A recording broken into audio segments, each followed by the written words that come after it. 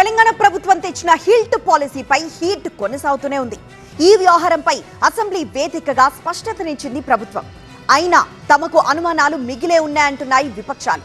అటు ప్రభుత్వం మాత్రం హిల్ట్ ను హిట్ చేస్తామని, డెవలప్మెంట్ లో నగరాన్ని నెక్స్ట్ లెవెల్ కి తీసుకెళ్తామని చెప్తోంది. అలాగే పారిశ్రామిక కాలుష్యాన్ని తరిమేస్తామని భరోసా ఇస్తోంది.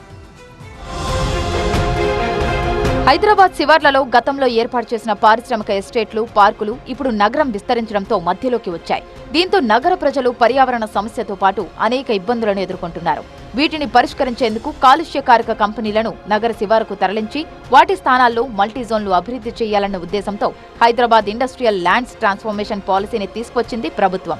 పారిశ్రామిక భూములను మల్టీయూజ్ జోన్లుగా మార్చుకోవాలనుకునే వారు డెవలప్మెంట్ ఇంపాక్ట్ ఫీజు చెల్లించాలి.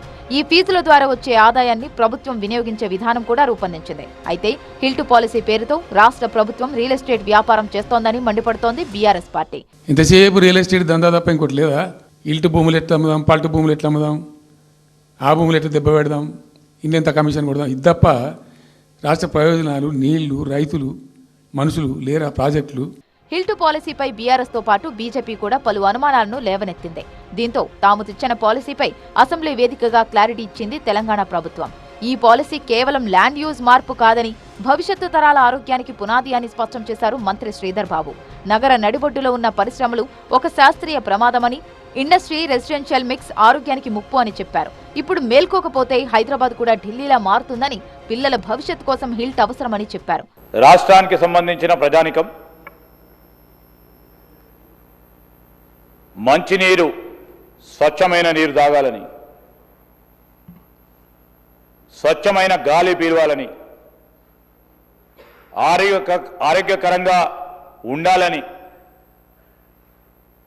ఈరోజు హెల్దీ తెలంగాణ మనము రాబోయే తరాలకు ఇవ్వాలనే ఆలోచనతోనే ఈ పాలసీ విధానాన్ని కూడా తీసుకురావడం జరిగింది అధ్యక్ష. అయితే ప్రభుత్వం తెచ్చిన పాలసీపై అనేక అనుమానాలు వ్యక్తం చేస్తున్నాయి విపక్షాలు. ప్రభుత్వం జారీ చేసిన జీవో 27 పై చాలా అనుమానాలు ఉన్నాయన్నారు బీజేపీ శాసనసభాపక్ష నేత ఏలేటి మహేశ్వర్ రెడ్డి. హిల్ట్ పాలసీతో 22 పారిశ్రామిక వాడలు తరలిస్తామని చెబుతున్నారని, కానీ అవి ఏ జోన్లో ఉన్నాయో చెప్పలేదన్నారు. రెడ్ జోన్లో ఉన్న పరిశ్రమలను తరలించాలంటే కేంద్రం అనుమతులు కావాలన్నారు మహేశ్వర్ రెడ్డి. హిల్ట్ పాలసీలో మార్పులు, చేర్పులు అవసరమని, జీవో 27ను వెనక్కి తీసుకోవాలని డిమాండ్ చేశారు. తరలించే వాటిలో రెడ్, ఆరెంజ్, గ్రీన్ జోన్ పరిశ్రమలు ఎన్ని ఉన్నాయి, దీనికి ఉన్నటువంటి నిపుణుల నివేదిక ఏది అని చెప్పేసి మేము అడుగుతా ఉన్నాం అధ్యక్ష. మరి నామినల్ రేట్లో కొన్నటువంటి భూముల ఇండస్ట్రీస్లో ఎన్ని భూములు ఉన్నాయి, ఎన్ని ఇండస్ట్రీస్ కొనుగోలు చేసింది, లీజ్డ్ భూములు ఎన్ని ఉన్నాయి, మరి లీజ్డ్ భూముల విషయంలో ఏం ఆలోచన చేస్తూ ఉన్నారు, గ్రీన్ బెల్ట్లో, గ్రీన్ జోన్లో ఉన్నటువంటి ఇండస్ట్రీస్ ఏమున్నాయి, దాన్ని ఏం ఆలోచన చేస్తూ ఉన్నారు, మరి రెడ్ జోన్లో ఒకవేళ నిజంగా కూడా మీరు మరి వాటిని షిఫ్ట్ చేయాలనుకుంటే ఇయర్ మార్క్ చేసినటువంటి ల్యాండ్ ఏది, మరి దాంట్లో ఐడియా బొల్లారంని ఎందుకు మీరు మెన్షన్ చేయలేదు, ఐడియా బొల్లారంని ఎందుకోసం మీరు ఆలోచన చేస్తలేరు, మరి ఇవన్నీ కూడా మరి ఇంపాక్ట్ స్టడీ ఏమైనా చేశారా? మరోవైపు హిల్ట్ పాలసీతో ఎంత ఆదాయం వస్తుందో ప్రభుత్వం చెప్పడం లేదన్నారు ఎంఐఎం నేత అక్బరుద్దీన్ ఓవైసీ. పాలసీలో ఉన్న భూములు ప్రభుత్వానివి కావా అని ప్రశ్నించారు.